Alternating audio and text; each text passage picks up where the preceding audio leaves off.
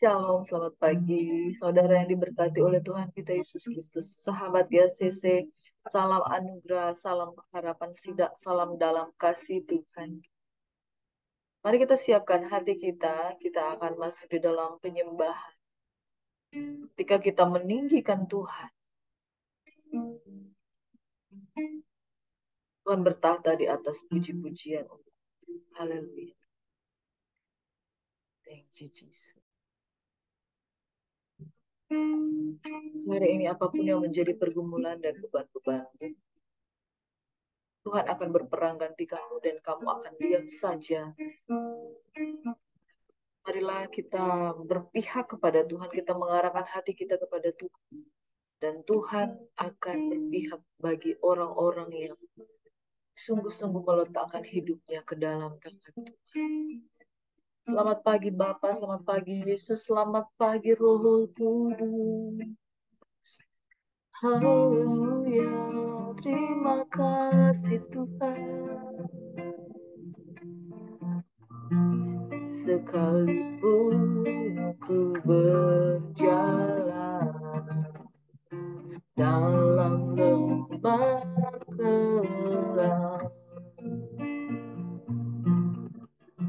namun tanganmu selalu menopang hidupku. Saat ku dalam ketakutan, Kau ada di sisiku. Kau berkata, jangan takut, Kau beriku kemenangan. Kaulah Tuhan yang berjanji, tak sekalipun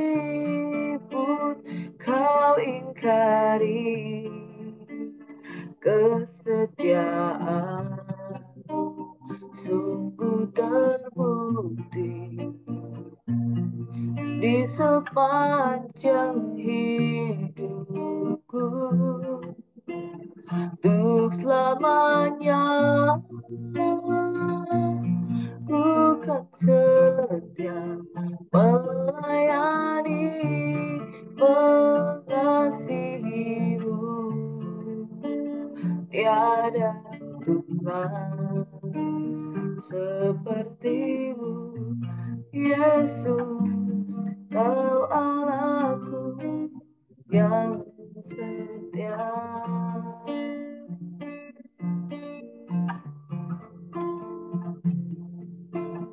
Sekalipun ku berjalan dalam lembah gelap, namun tanganmu selalu menopang hidupku. Saat ku dalam ketakutan, Kau ada di sisiku. Kau berkata, jangan takut, Kau beriku kemenangan. Kaulah Tuhan yang berjanji, tak sekalipun Kau ingkari kesetiaan, sungguh terbukti di sepanjang hidupku. Untuk selamanya bukan setia melayani mengasihimu. Tiada Tuhan sepertimu, Yesus. Kau Allahku yang setia, Kau Allahku yang setia. Biarlah setiap orang yang sungguh-sungguh berharap kepadamu, takkan kau biarkan, takkan kau tinggalkan. Terima kasih Tuhan, haleluya. Andaikan ku harus memilih, tetap hatiku padamu, tak satu pun dapat menggantikanmu. Hanya kau yang berarti bagiku, lebih dari semua yang ada. Kaulah segalanya bagiku, tak ingin ku berpaling darimu selamanya. Ku akan menyembahmu Tuhan, selamanya. Ku akan menyembahmu Tuhan, selamanya. Ku akan menyembahmu Tuhan, selama-lamanya. Kami mau menyembah, selama-lamanya kami bersyukur menyembahmu. Sebab kemenangan adalah kepastian saat setiap orang datang bersungguh-sungguh kepada Tuhan. Hanya kuatkan dan teguhkanlah hatimu. Datanglah kepada Tuhan dengan tanpa khawatir, dengan tanpa takut, dan lakukan segala apa yang menjadi perintah Tuhan. Dan sama seperti Ia membesarkan Musa, maka Ia akan membesarkan nama Yosua juga. Dan sama Ia membesarkan nama Musa dan Yosua, Ia akan membesarkan nama orang-orang yang takut akan Dia, orang-orang yang berpegang kepada perintah-perintahnya, orang-orang yang sungguh-sungguh memilih untuk tetap tinggal di dalam jalan. Kami bersyukur, kami berterima kasih. Biarlah kami mau berpihak kepada Tuhan. Dan barang siapa di pihak Allah, siapakah lawan kita? Tidak ada lawan kita, tidak ada. Sebab Tuhan bergaul karib dengan orang yang takut akan Dia. Dan Tuhan berpihak dan berikan kemenangan. Ku bersyukur selalu, Kau yang membesarkan nama Yosua, Kau yang menguatkan dan membesarkan umat-Mu juga. Terima kasih, haleluya. Terima kasih Bapa di surga, sebab orang yang takut akan Engkau, orang yang berlindung di dalam naungan yang Maha Tinggi, akan berkata kepadamu, Engkau kubu pertahananku, tempat perlindunganku, menara kekuatanku, kesanalah kami berlari, kami diselamatkan. Dalam nama Yesus, haleluya, haleluya, kami berdoa dan mengucap syukur, haleluya, amin.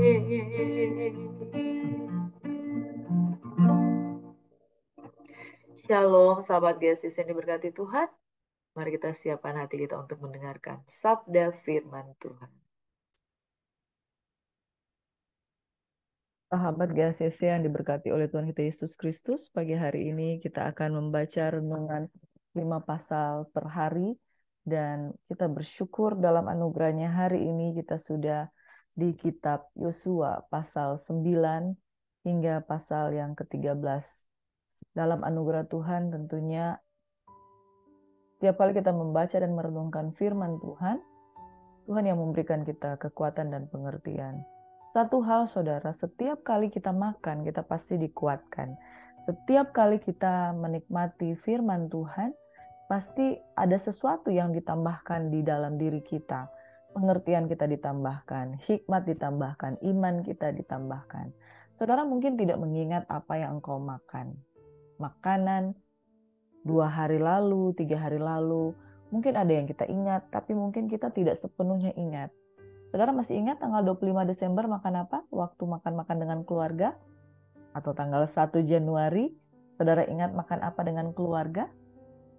Mungkin saudara tidak bisa mengingat semua makanan yang sudah sahabat Gaya Sisi konsumsi. Tetapi satu hal, setiap makanan yang kita konsumsi itu akan bermanfaat untuk memberikan kekuatan bagi tubuh kita. Memang kita tidak bisa ingat semua apa yang kita konsumsi, apa yang kita makan. Tetapi apapun yang kita makan itu bermanfaat untuk tubuh kita. Demikian pula firman Tuhan.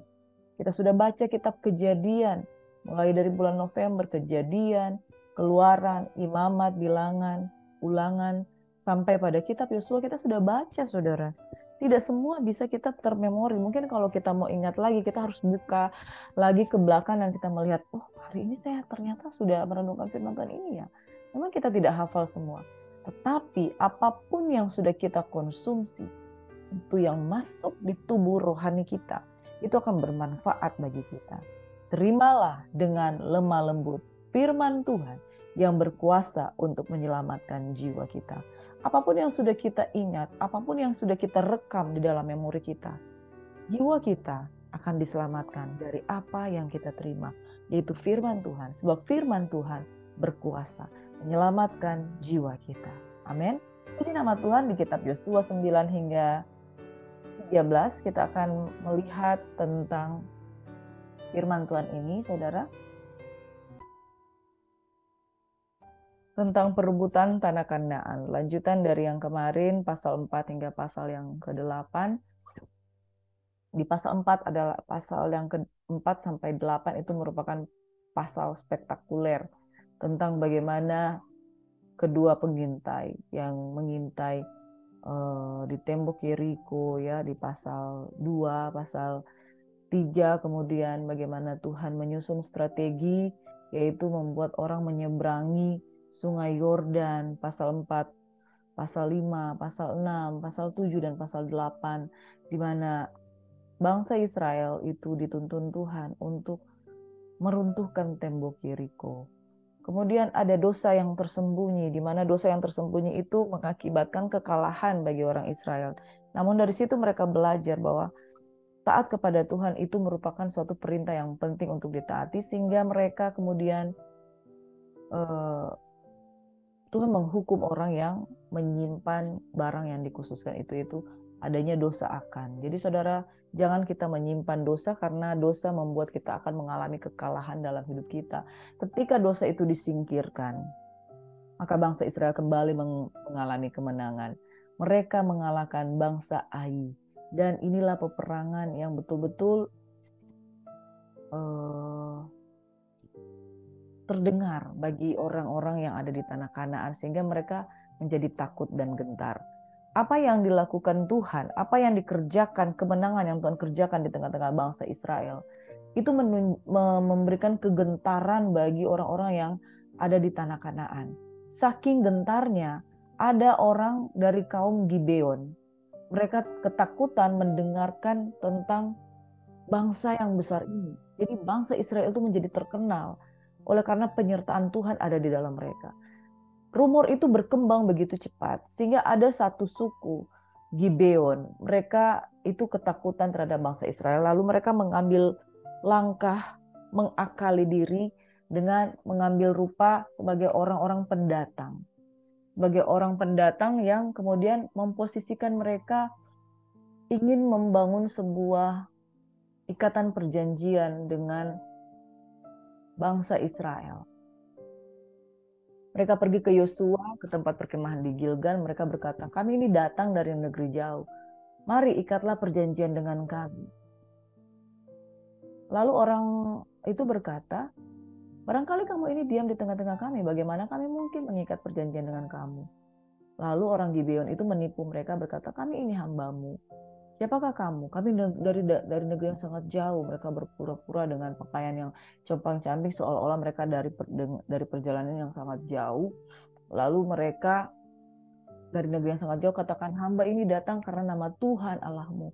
Kami telah mendengar kamu kabar tentang dia, yakni segala yang dilakukan di Mesir, segala yang dilakukannya kepada kedua raja orang Amori itu di sebelah sungai Yordan, Sihon, Raja Hesibon, Raja Ok, Raja Basan yang diam di Asiterot. Sebab itu tua-tua mereka berkata, bawalah bekal untuk pergi menemui kamu bangsa Israel. Lalu mereka mengajak bangsa Gideon ini, mari ikatlah perjanjian dengan kami. Inilah roti kami. Lihat, mereka menipu. Inilah karbat anggur kami sudah sobek, pakaian kasut kami telah menjadi buruk dalam perjalanan sangat jauh. Lalu orang Israel itu mengambil bekal orang itu. Tapi orang Israel tidak meminta keputusan Tuhan. Maka Yosua mengadakan persahabatan dengan mereka. Mengikat perjanjian dengan mereka bahwa ia akan membiarkan mereka hidup. Dan para pemimpin umat itu bersumpah kepada mereka. Tetapi selanjutnya ketahuan bahwa ternyata orang-orang itu tinggal dekat mereka. Bahkan mereka diam di tengah-tengah mereka. Dan orang-orang Gibeon ini mereka saking takutnya kepada bangsa Israel, mereka meminta komitmen supaya Israel tidak memerangi mereka. Dan karena tanpa meminta petunjuk dari Tuhan, akhirnya bangsa Israel mengikat komitmen dengan orang-orang Gibeon. Akhirnya mereka membiarkan mereka hidup. Tapi setelah itu ketahuan. Kemudian Yosua marah kepada mereka, kamu kenapa menipu kami? Katanya kamu tinggal sangat jauh. Akhirnya mereka Yosua melepaskan kata-kata kutuk dan tak putus-putusnya mereka akan menjadi hamba tukang belah dan tukang timba. Saking takutnya ya mereka berbuat seperti itu dan akhirnya mereka pasrah. Perlakukan kami seperti apa yang engkau mau. Akhirnya mereka dengan komitmen mereka Yosua tidak berperang untuk mereka. Nah, saudara yang diberkati oleh Tuhan Yesus Kristus, demikian di garis besar dari kitab ini, yaitu di pasal 9 akal orang Gibeon. Dari akal orang Gibeon ini akhirnya mereka lolos, saudara. Dan ketika mereka ketakutan, itu apapun yang Yosua bikin kepada mereka, mereka terima saja. Gibeon itu sebenarnya kota yang besar, salah satu kota kerajaan, bahkan dia lebih besar dari Ai. Semua orangnya adalah pahlawan. Lalu kemudian ada satu raja Yerusalem menyuruh orang kepada Hoham, raja Hebron, kepada Piream, raja Yarmut, kepada Yafia, raja Lakis. Jadi pada waktu itu di tanah perjanjian itu ada raja-raja kecil, negeri mereka, yaitu daerah area-area mereka dikuasai oleh raja-raja kecil. Nah, raja-raja tersebut ingin menggempur dari Gibeon. Lalu 5 raja orang Amori itu berkumpul dan bergerak maju, itu di pasal yang ke-10. Bersama dengan seluruh tentara mereka berkemah, kemudian mereka mengepung Gibeon. Lalu orang Gibeon itu menyuruh orang kepada Yosua. Lalu mereka meminta perlindungan dari Yosua. Akhirnya karena mereka punya ikatan perjanjian, Yosua bergerak maju dari Gilgal dan seluruh tentara yang bersama-sama dengan dia, semuanya orang perkasa. Berfirmanlah Tuhan kepada Yosua, jangan takut pada mereka, sebab aku menyerahkan mereka kepadamu. Akhirnya kelima raja ini, 5 raja orang Amori ini, yaitu Raja Yerusalem, Raja Hebron, Raja Yarmut, Raja Lahis, dan Raja Eglon, kemudian akhirnya mereka berperang dengan Yosua. Yosua maju berperang dengan mereka. Dan semalam-malaman mereka bergerak maju dari Gilgal. Lalu Tuhan mengacaukan mereka di depan orang Israel sehingga Yosua menimbulkan kekalahan yang besar di antara mereka, yaitu 5 raja tersebut dekat Gibeon. Dan inilah kemudian terjadi, berhentilah matahari dan bulan di lembah Ayalon. Nah, saudara yang diberkati, di Yosua 10 ayat 12 dikatakan, Yosua berbicara kepada Tuhan pada hari Tuhan menyerahkan orang Amori itu kepada orang Israel. Ia berkata di hadapan orang Israel, matahari berhentilah di atas Gibeon dan engkau bulan di atas lembah Ayalon. Maka saudara, berhentilah matahari dan bulan pun tidak bergerak sampai bangsa itu membalaskan dendamnya kepada musuhnya. Lalu dikatakan, bukankah hal itu tertulis di dalam kitab orang jujur? Matahari itu nggak bergerak-bergerak, saudara. Bayangkan matahari itu kan biasanya terbit dari timur ke barat. Ini mataharinya tidak bergerak di tengah langit dan lambat terbenam kira-kira sehari penuh. Ya, belum pernah ada hari seperti itu, di mana dalam satu hari matahari itu terlambat terbenam, saudara. Belum pernah ada hari seperti itu, baik dahulu maupun kemudian. Buah Tuhan mendengarkan permohonan seorang manusia secara demikian. Nah, saudara, ini sebab yang berperang untuk orang Israel ialah Tuhan. Kemudian Yosua dan seluruh Israel yang menyertainya pulang kembali ke tempat perkemahan di Gilgal. Alhasil kelima raja itu melarikan diri dan mereka sembunyi di Gua Makeda. Kemudian Yosua dikabarkan, oh ini 5 raja ini telah ditemukan bersembunyi dalam Gua Makeda. Lalu Yosua berkata, gulingkan itu batu-batu yang besar ke mulut gua itu. Tempatkan di sana orang untuk menjaga mereka. Tapi kamu jangan berhenti. Kamu kejar musuhmu dan hantam barisan belakang. Jangan biarkan mereka masuk ke dalam kota-kota mereka. Sebab Tuhan Allahmu menyerang mereka kepadamu. Wow, keperkasaan Yosua. Dia betul-betul menjadi panglima bala tentara Allah. Jadi ketika pertemuannya secara pribadi dengan Kristofani, dengan panglima bala tentara sorga yang daripada Tuhan, dia berubah menjadi seorang yang bermentalitas berjuang, petarung. Saudara, dia diubahkan oleh Tuhan. Nah, saudara yang diberkati oleh Tuhan Yesus Kristus, perjumpaan secara pribadi dengan Tuhan akan mengubahkan kita.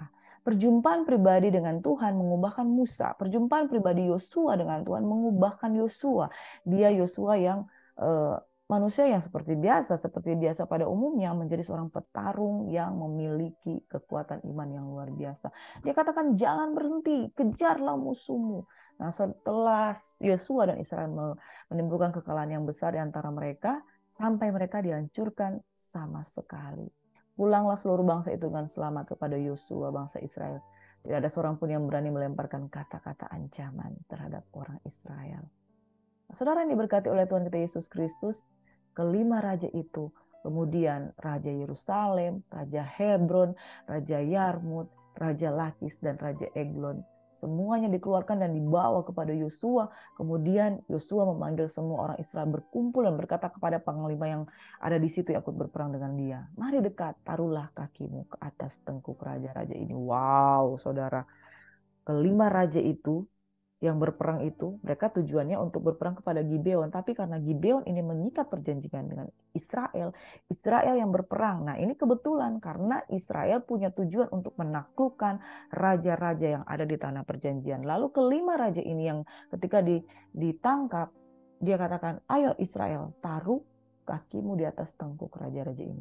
Dan terbukti bahwa ketika Tuhan berjanji, dia akan dia menyerahkan itu tanpa kompromi. Memang itu raja-raja ditaruh kakinya di atas tengkuk raja-raja itu.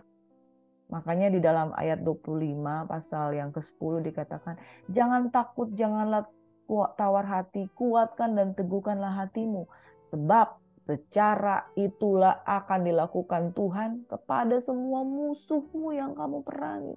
Saudara, di dalam Yosua 10 ayat 25, dia membuktikan bahwa kelima raja yang kamu takuti di kitab Bilangan, yang ketika para pengintai melihat, oh ini ada orang-orang yang raksasa di tanah Kanaan, itu semuanya tidak terbukti. Kenapa? Karena dengan berpegang kepada janji Tuhan, Yosua melangkah. Dan karena berpegang kepada firman Tuhan bahwa setiap tempat kaki di mana engkau pijakan akan menjadi milik kepunyaanmu. Bahkan tengkuk, saudara tahu tengkuk ini loh, tengkuk itu, bagian belakang leher itu akan diserahkan, diinjak oleh Israel, diinjak oleh bangsa Israel. Musuh-musuhnya ditaklukkan di hadapan Tuhan. Nah, saudara yang diberkati, sesudah itu Yosua membunuh raja itu dan menggantung mereka pada 5 tiang, dan mereka tinggal tergantung pada tiang itu sampai matahari terbenam. Kemudian atas perintahnya mereka dilemparkan ke dalam gua dan ditutupi dengan batu besar yang masih ada. Pada hari itu Yosua merebut Makeda, dan kota itu dipukulnya dengan mata pedang, juga rajanya, kota itu dan semua makhluk yang ada di dalamnya. Kemudian Israel dan Yosua berjalan terus dari Makeda ke Libna, lalu memerangi Libna. Dan selanjutnya seperti itu, dia terus berperang dari Libna ke Lakis, kemudian berkemah mengepung kota itu dan berperang melawannya. Lalu Lakis diserahkan juga kepada orang Israel. Yosua merebut kota itu pada hari yang kedua dan semua yang ada di dalamnya. Lalu Horam Raja Geser maju untuk membantu Lakis, tapi Yosua pun mengalahkan dia. Dari berentetan dari peristiwa itu kemudian menjadi kesempatan bagi bangsa Israel untuk mengalahkan musuh-musuhnya di tanah Kanaan. Nah, saudara, selalu ada kesempatan bagimu untuk melakukan pekerjaan-pekerjaan besar. Sekalipun ada banyak penentang, sekalipun ada banyak halangan. Tetapi ketika Tuhan izinkan engkau memiliki kesempatan untuk melakukan pekerjaan-pekerjaan besar. Seperti Yosua, dia terus mengalahkan musuh-musuh dari tanah Kanaan. Dan seolah-olah itu tanpa halangan. Kenapa? Karena hatinya itu melekat kepada Tuhan. Orang yang berpegang kepada Tuhan, orang yang ada di pihak Tuhan. Siapakah lawan kita? Demikian firman Tuhan katakan. Lalu kota itu di Lakis itu direbut juga. Mereka berperang. Kemudian setelah dari Lakis mereka bergerak menuju Eglon. Dari 5 raja itu yang mereka taklukkan, mereka masuk ke area-area kekuasaan, ke kerajaan-kerajaan kepemilikan mereka. Lalu Israel bergerak maju ke Eglon. Dari Eglon ke Hebron, lalu berperang melawannya. Negeri itu direbut pula, dipukul dengan mata pedang juga rajanya dan segala kotanya. Dan Eglon itu pun direbutnya. Kemudian dia pergi ke Debir, dia berperang melawannya. Itu pun ditaklukkannya juga. Demikianlah Yosua mengalahkan seluruh negeri itu. Ya, di dalam Yosua 10 ayat 30, pegunungan, tanah Negeb, daerah bukit, lereng gunung, beserta semua raja mereka, tidak ada seorang pun yang dibiarkannya lolos, tapi semuanya ditumpas, semua yang bernafas yang diperintahkan Tuhan oleh Allah Israel itu semuanya ditumpasnya. Lalu Yosua menewaskan mereka dari Kadesh, Barnea sampai Gaza, juga seluruh tanah Goshen sampai Gibeon. Nah, saudara, semua raja dan negeri mereka telah dikalahkan oleh Yosua sekaligus, sebab yang berperang untuk orang Israel ialah Tuhan Allah Israel. Kemudian Yosua dengan seluruh orang Israel pulang kembali ke tempat perkemahan di Gilgal. Wow, luar biasa. Nah, saudara, setelah itu di pasal 11, setelah hal itu terdengar pada Yabin Raja Hasor, diutusnya orang kepada Yobab. Ya, mereka ke Raja Madon dan kepada Raja Negeri Simron, kepada Raja Negeri Asaf, kepada raja-raja yang sebelah di utara, di pegunungan, di Araba Yordan, di sebelah selatan Kinerot, di daerah bukit, di tanah bukit Tor, di sebelah barat, yakni orang-orang raja-raja di Kanaan di sebelah timur, sebelah barat, itu orang Amori, orang Het, orang Feris, orang Yebus di pegunungan, dan orang Hewi di kaki gunung Hermon di tanah Misma. Semua raja-raja itu keluar. Jadi ketika mereka mendengar tentang Israel, mereka bangun sekutu dengan raja-raja Amori, Het, Feris. Kemudian mereka keluar, amat banyak keretanya. Saudara bayangkan ini kemudian menjadi peperangan yang sangat besar.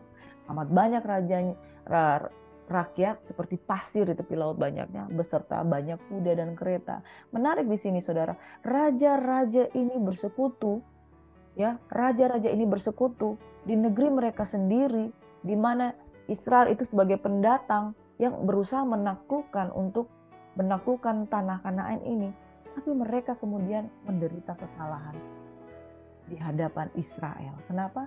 Karena ada Tuhan yang membela bangsa Israel. Raja-raja ini bersekutu, datang bersama dekat mata air Merom untuk memerangi orang Israel.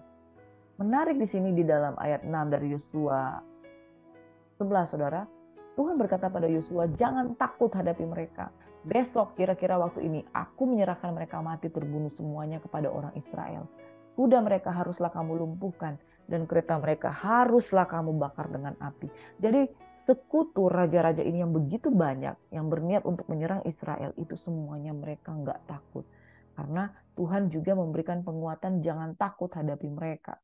Lalu Yosua dengan seluruh tentara mendatangi mereka dengan tiba-tiba dekat mata air Yerom dan menyerbu mereka. Nah, saudara yang diberkati oleh Tuhan kita Yesus Kristus. Jadi ini di pasal 11 ini ada kemenangan-kemenangan orang Israel bagi raja-raja tuan rumah dan raja-raja yang bersekutu dan rakyatnya seperti pasir banyaknya, seperti laut air di laut banyaknya, saking banyaknya, tapi itu tidak mengalahkan bangsa Israel. Saudara bayangkan betapa besar pertolongan Tuhan ya. Ketika bangsa Israel itu hanya satu bangsa, dia berhadapan dengan sekutu dan semuanya itu ditumpas habis oleh Tuhan. Karena kesetiaan kepada Tuhan, Tuhan berperang ganti mereka. Lalu Yosua dan seluruh tentaranya mendatangi mereka dengan tiba-tiba dekat mata air Yerom dan menyerbu mereka. Lalu apa yang terjadi saudara? Tuhan menyerahkan mereka kepada orang Israel. Mereka dikalahkan, dikejar sampai Sidon besar. Bayangkan, mereka dikejar balik sama bangsa Israel. Ini luar biasa pasukannya dari Yosua ini saudara. Bukan kaleng-kaleng, bukan kacang-kacang saudara. Ini pasukan yang disertai Tuhan. Sehingga mereka dapat mengejar sekutu yang begitu banyak, bahkan mereka tuan rumah di daerah tersebut. Dikalahkan, dikejar sampai Sidon besar, sampai Misrefot Maim dan sampai ke lemah Misma. Demikianlah mereka dihancurkan, tak seorang pun dari mereka yang dibiarkan lolos. Yosua melakukan terhadap mereka seperti yang difirmankan Tuhan kepadanya. Kuda mereka dilumpuhkan dan kereta mereka dibakar dengan api. Saudara, saya mencatat di sini dengan sangat baik bahwa Yosua selalu melakukan tepat seperti apa yang Tuhan mau. Dan perhatikan saudara kehidupan kita, kalau kita mau berkemenangan, kalau kita mau Tuhan ada di pihak kita, lakukan tepat seperti apa yang Tuhan mau. Kita tidak bisa mengharapkan kita menang di dalam peperangan, tetapi kita mau ikut, Tuhan kamu ikut role saya, Tuhan kamu ikut doa saya targetnya seperti ini, Tuhan yang menyertai kita. No saudara, itu salah besar. Kalau kita mau bergerak, kita mau mengalami kemenangan, yang pertama kita harus satu tujuan dengan Tuhan. Yang kedua, kita hanya bergerak sesuai dengan perintah Tuhan. Kita tidak bisa berperang dengan satu peperangan yang dimana kita sendiri yang memimpin. Kita harus izinkan Tuhan yang memimpin. Yosua selalu menempatkan Tuhan sebagai pemimpin di dalam kehidupannya. Panglima bala tentara itu adalah Tuhan sendiri. Sehingga setiap kali dia melakukan pertempuran, peperangan, Tuhan yang mendahului dengan memberikan petunjuk. Peperangan yang benar adalah Tuhan memberikan petunjuk, bukan kita yang memutuskan sesuatu lalu kita minta Tuhan, oh Tuhan, Engkau yang menyertai kami. No, saudara. Peperangan yang sejati adalah izinkan Tuhan yang berperang ganti kita. Semua makhluk yang ada di dalam itu dibunuh dengan mata pedang, ditumpah saudara. Dan tidak ada yang bernapas. Semua Hazor itu dibakar. Mereka ditumpah seperti yang diperintahkan Musa hamba Tuhan itu. Kota-kota yang di Bukit Puing tidak dibakar oleh orang Israel, hanya Hazor yang saja yang dibakar. Segala barang dari kota-kota serta ternaknya telah dijarah oleh orang Israel. Tapi manusia semuanya dibunuh. Tidak ada yang ditinggalkan hidup dari semua yang bernapas. Ayat 15 di dalam Yosua 11, seperti yang diperintahkan Tuhan kepada Musa. Demikianlah yang perintahkan Musa kepada Yosua, seperti itulah yang dilakukan Yosua. Tidak ada sesuatu yang diabaikannya dari segala yang diperintahkan Tuhan kepada Musa. Demikianlah Yosua merebut seluruh negeri itu, pegunungan, seluruh tanah Negeb, seluruh tanah Goshen, daerah bukit, serta Araba, Yordan, dan pegunungan Israel dengan tanah rendahnya mulai dari pegunungan gundul yang mendaki ke arah Seir sampai ke Balgad dan lembah gunung Libanon di kaki gunung Hermon. Semua rajanya ditangkap dan dibunuhnya. Lama Yosua melakukan peperangan melawan raja itu. Nah saudara, di antara semuanya itu tidak ada satu kota pun yang mengadakan ikatan persahabatan dengan orang Lewi selain dari Gibeon. Gibeon itu yang penipu bangsa Israel. Akhirnya semuanya telah direbut mereka dengan berperang. Saudara yang diberkati oleh Tuhan kita Yesus Kristus. Kemudian itulah yang terjadi. Daftar raja, selanjutnya ada daftar raja-raja yang kalah ya. Saudara, raja-raja yang kalah itu ada banyak ya. Yakni Sihon raja orang Amori,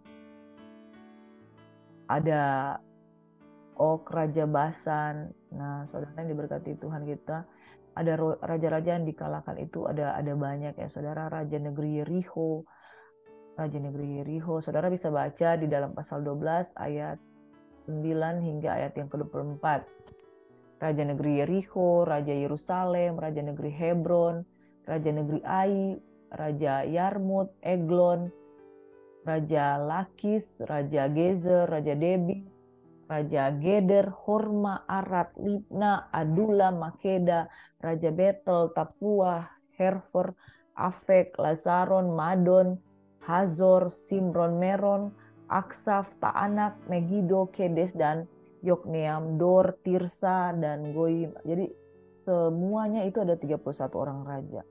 Jadi dulu itu kerajaannya itu negeri yang kecil-kecil. Jadi 31 kerajaan. Jadi semacam 31 area. Nah, area ini semuanya ditaklukkan oleh Yosua. Wow. Keren, Saudara. 31 raja yang ditaklukkan oleh Yosua.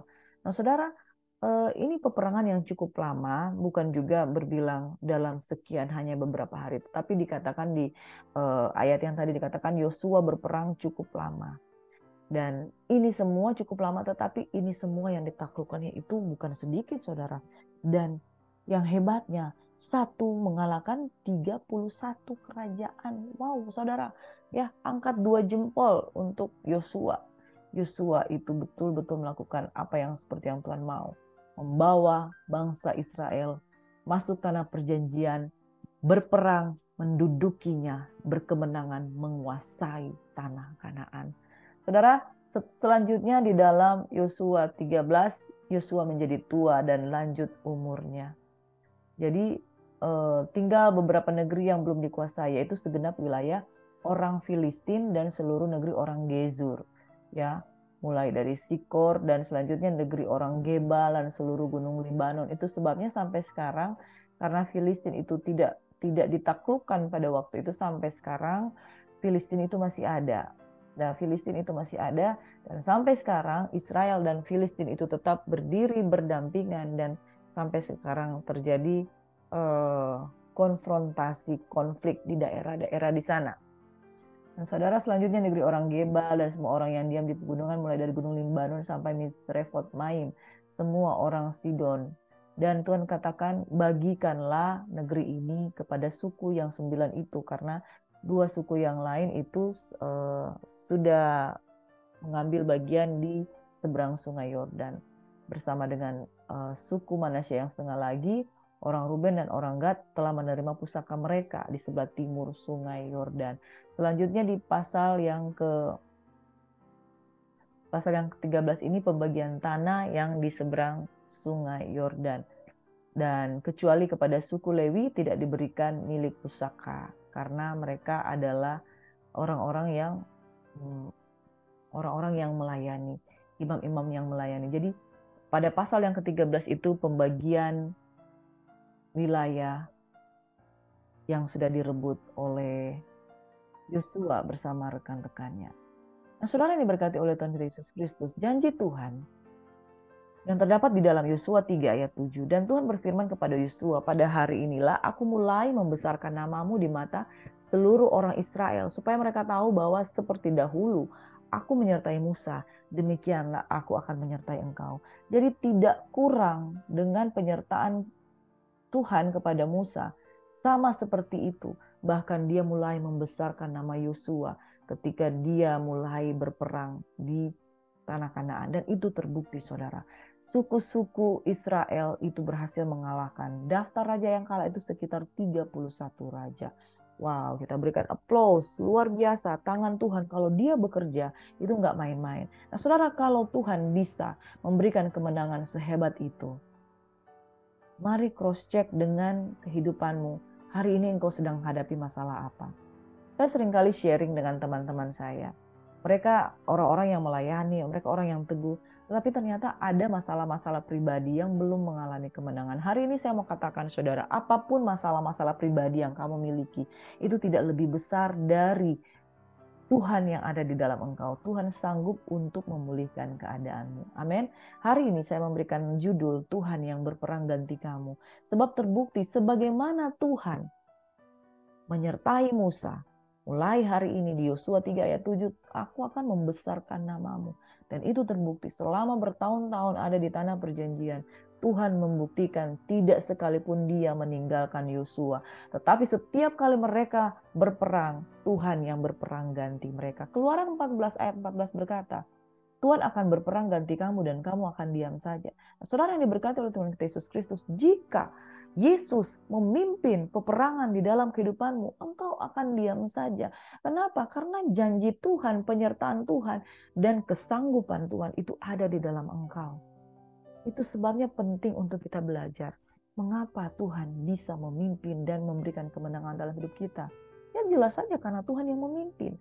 Yosua izinkan Tuhan Allah Yahweh yang memimpin kehidupannya. Itu sebabnya berlaku Tuhan yang berperang ganti kamu. Amin saudara. Di dalam Yosua 10 saya akan mengulang kembali. Demikianlah saudara. Yosua mengalahkan seluruh negeri itu. Pegunungan tanah Negeb, daerah bukit, lereng gunung beserta semua raja mereka. Tidak seorang pun yang dibiarkannya lolos. Tadi saya sudah menjelaskan dan menceritakannya ya. Raja-raja itu begitu banyak, Raja Hebron, Raja Yerusalem, Raja Lakis, begitu banyak sekali. Dan kemudian daerah-daerah tersebut itu beserta semua rajanya diserahkan Tuhan. Tidak ada seorang pun yang dibiarkannya lolos, tetapi ditumpasnya semua yang bernafas. Seperti yang diperintahkan Tuhan Allah Israel.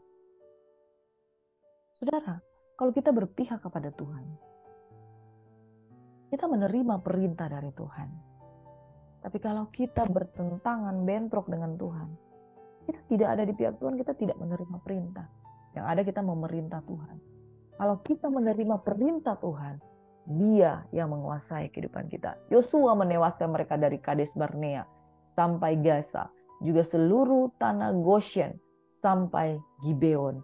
Semua raja ini dan negeri mereka telah dikalahkan Yosua sekaligus. Sebab yang berperang untuk orang Israel ialah Tuhan, Allah Israel.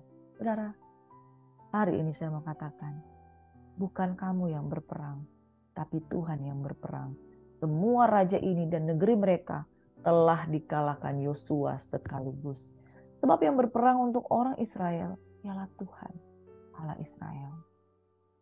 Pagi hari ini, kalau hari ini engkau berbeban berat, engkau terlibat dengan hutang, engkau memiliki sakit penyakit, didiagnosa sakit ini sakit itu, engkau punya masalah dalam keluarga, anak-anakmu sekolah engkau nggak punya duit, lalu mungkin anak-anakmu jatuh di dalam dosa, mohon maaf, narkoba, atau anakmu hamil di luar nikah.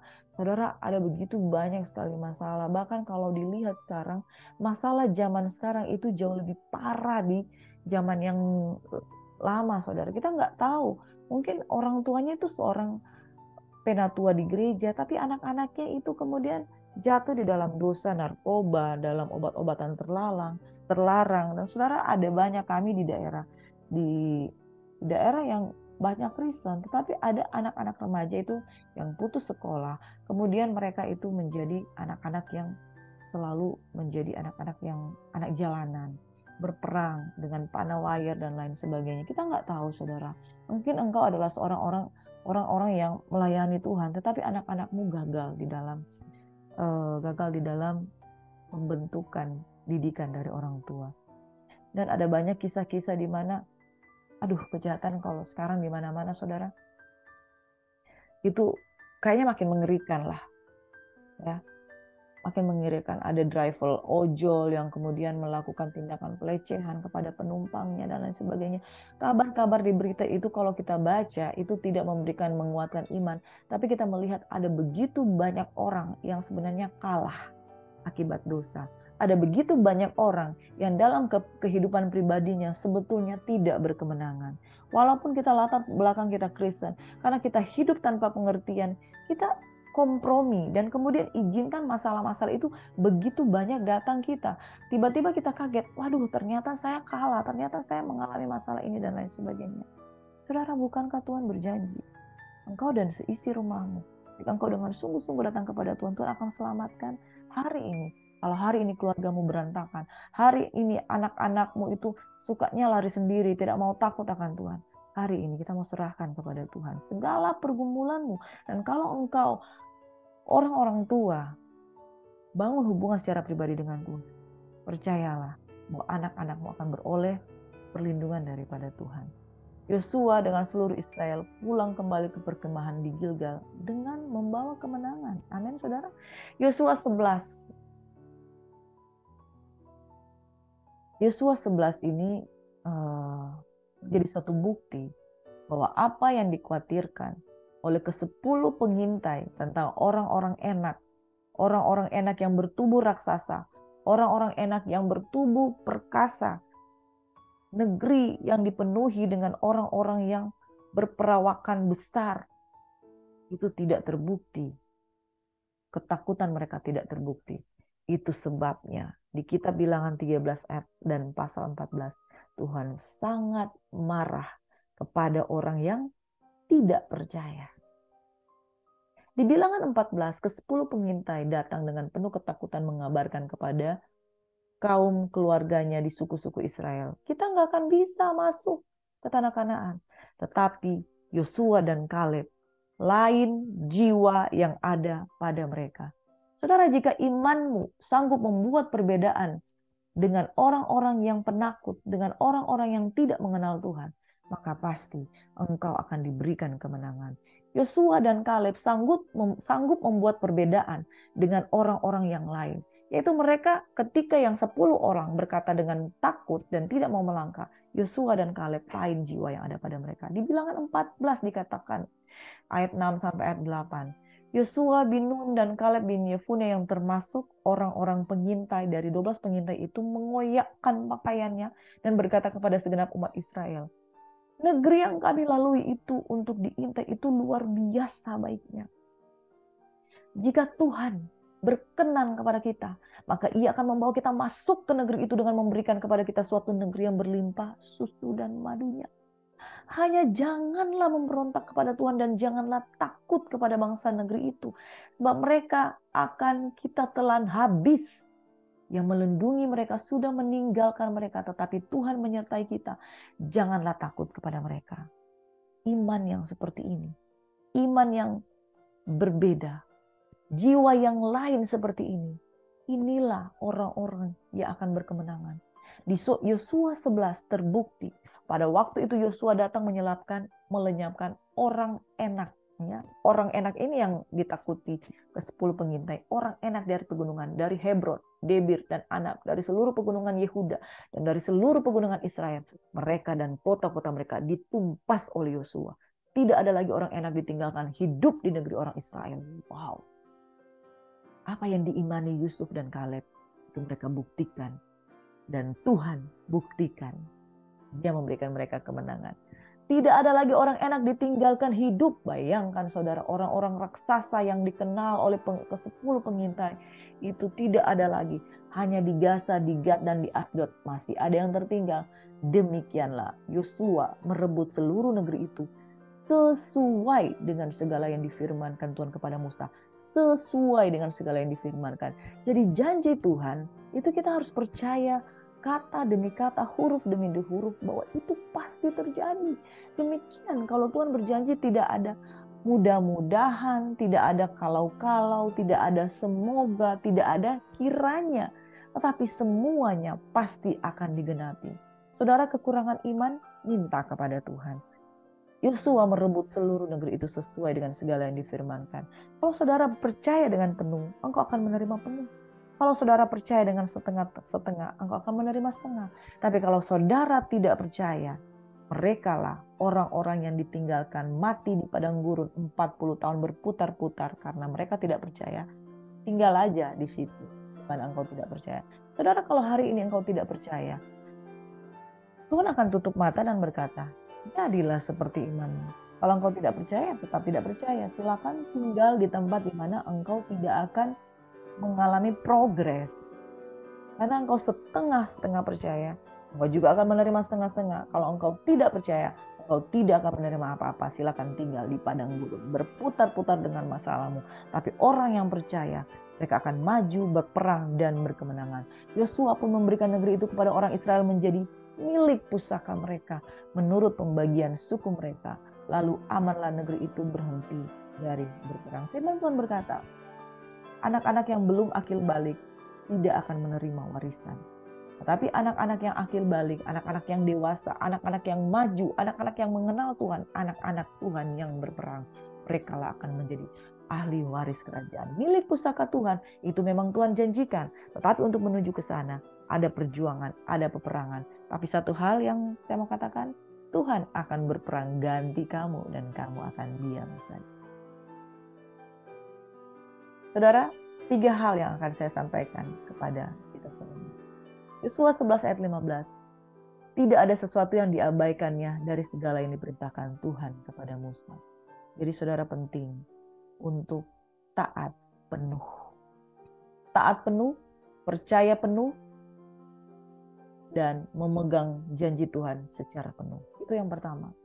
Yang kedua, di dalam Roma 8 ayat 31. Sebab itu apa yang akan kita katakan kepada semuanya itu? Jika Allah di pihak kita, siapakah yang akan melawan kita?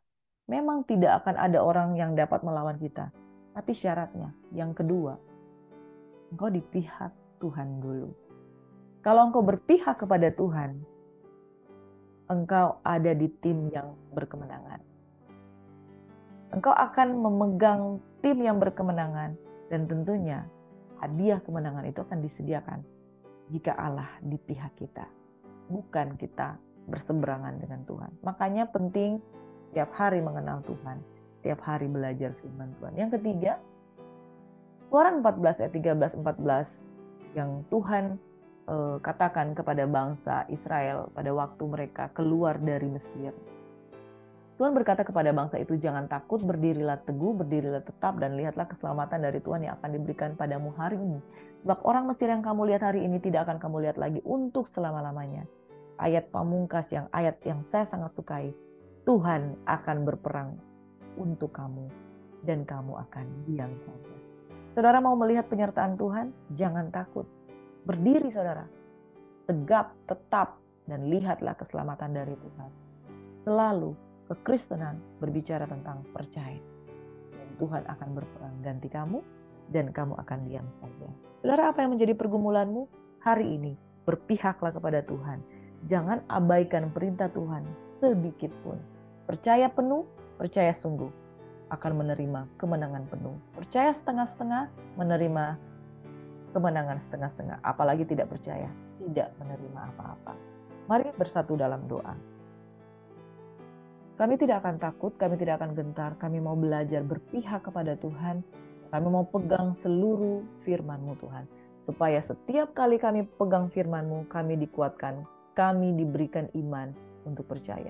Yosua tidak mengabaikan satupun dari perintah Tuhan. Sebab itu Tuhan menyertai dia memerangi 31 raja, bahkan lebih.